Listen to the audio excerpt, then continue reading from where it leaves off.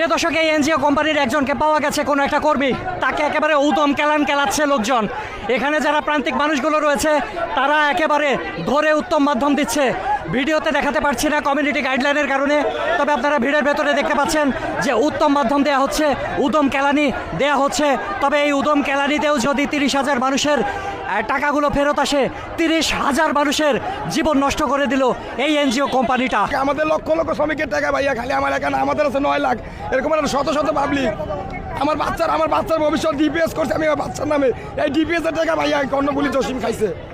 এই জসিম আমাদের অনেক মানুষের ভাইয়া ধোকা দিছে, তার সাথে আমাদের ছেলে সন্তানের ভবিষ্যৎ নষ্ট করেছে। 9 লাখ টাকা ভাইয়া, আমাদের 9 লাখ বই আছে, বই প্রমাণ আছে ভাইয়া। আমরা এতগুলো টাকা পাই, গরিব মানুষ, আমরা বাসায় কাজ করে টাকা রাখছি, আমরা বাসা বাড়ি কাজ করছি, ভিক্ষা করছি, রোটা খুঁজছি, না খেয়ে রয়েছি, সিরা কাপড় পরিয়া আমরা টিয়া জমে জমে একটা ব্যালেন্স বানাইতে দিছে, একজনে একটা কাপড় কিনতে দিছে আল্লাহর রসে, ওই কাপড়টা বেচে টাকা থুইছি। যে আমার মাই আছে, পোলা আছে, এখন বিয়া করামু, পড়ালেখা করাই তো যাই না। প্রিয় দর্শক, আসসালামু আলাইকুম। লোভ, এই শব্দটা আপনারা সবাই শুনেছেন। লোভে পাপ, আর পাপের ফলে কি হয় এটা আর না বলি। যে মানুষগুলো দেখছেন, এই মানুষগুলো তারা সবাই লোভের বশবর্তী হয়ে একটি এনজিও কোম্পানিতে তাদের গচ্ছিত টাকা, গচ্ছিত সম্পদ রেখেছিল, এবং সেই টাকা আজকে লোপাট হয়ে গেছে। সেই কোম্পানিটা চম্পট দিয়েছে এবং এই মানুষগুলো পথে বসে গিয়েছে।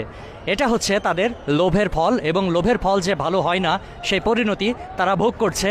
এখন তারা আসলে আহাজারি করছে, তবে এ থেকে আসলে তারা কতটুকু মুক্তি পাবে জানি না। তবে আমাদেরকে লোভ সংবরণ করতে হবে, তা না হলে যে কোনো সময় আমাদেরও এরকম পথে বসে হতে পারে। আজকে 30,000 মানুষকে পথে বসিয়ে দিল একটি এনজিও কোম্পানি, কয়েক শত কোটি টাকা হাতিয়ে নিয়ে চলে গেল। এই মানুষগুলো আজকে বসে বসে আফসোস করছে। শুধুমাত্র তারা একটা কথাই বলছে, যদি লোভ না করে ব্যাংকে টাকা রাখতাম তাহলে আজকে এই দশা আমাদের হতো না। মাননীয় প্রধানমন্ত্রী, আপনি আমাদের দায়িত্ব নেন, আপনি আমাদের জনগণের মা, আপনি আমরা আপনার ভোটার, তাহলে আমরা কেন পাবো না আমাদের ন্যায্য টাকা? আপনার কাছে বারবার সবাই দেখেন, এখানে দুনিয়ার মানুষ, কত কষ্ট, মেহনতের মানুষ কত কষ্ট করে টাকা জমাইছে। মাগো, একটু তাকান আমাদের দিকে, আমাদের টাকাগুলো বুঝিয়ে দিতে বলেন। একটু তাকান, আমার হাজবেন্ড অ্যাক্সিডেন্ট করছে, ওনাদের এসে বললাম আমার হাজবেন্ড অ্যাক্সিডেন্ট করছে, আমার কাছে টাকা নাই, আপনার কাছে আমাদের টাকা জমা দেন, আমি অপারেশন করব। উনি আমাকে বললো এখন দেওয়া যাবে না, পরে আজকে 4টা বছর ধরে ঘুরতেছি, আমাদের টাকা আমাদের বুঝাই দিতে বলেন। আমরা লাভ চাই না, যে কষ্টের টাকা জমাইছি ঠিক ওই টাকাটা দেন। শুধু আমি না, আমার মতো 30,000 মানুষ, আরো বেশি হবে, কিন্তু আমি জানার মতো 30,000 বলতেছি, বেশি হবে কম হবে না। আপনি দয়া করে মাননীয় প্রধানমন্ত্রী আমাদের দিকে তাকান, আমাদের ন্যায্য টাকাটা বুঝাই দিতে বলেন। আমাদের দিকে তাকান, আমরা অনেক কষ্টে আছি, এই ঈদ গেল, আমরা কিন্তু অনেক কষ্ট করতেছি, আমাদের টাকাটা বুঝাই দিতে বলেন। আমাদের এখানে দেখেন ডেট আছে, কাগজ আছে, হাজার হাজার কাগজ আছে, অনেক কাগজ আছে আমাদের এখানে, হাজার হাজার কাগজ আছে।